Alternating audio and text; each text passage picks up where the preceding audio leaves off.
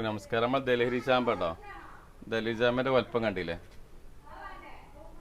കണ്ടില്ലേ ഇതാ ഈ പിടുത്തം. അപ്പോൾ അതിൻ്റെ വെയിറ്റ് വേണമെങ്കിൽ നമുക്ക് നോക്കാം. 196 ഗ്രാം കേട്ടോ.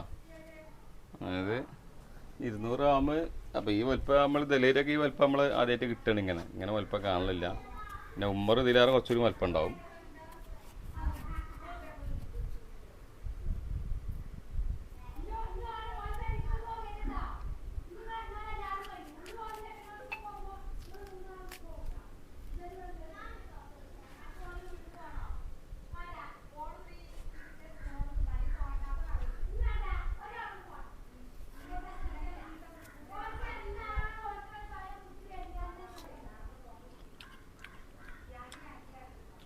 പൊതുവെ മഴക്കാലമായിട്ട് പിന്നെ ഡൽഹിയിൽ നിന്ന് ഓവർ മധുരമൊന്നുമല്ല, വെള്ളമാണ് കൂടുതലുണ്ടാകുക.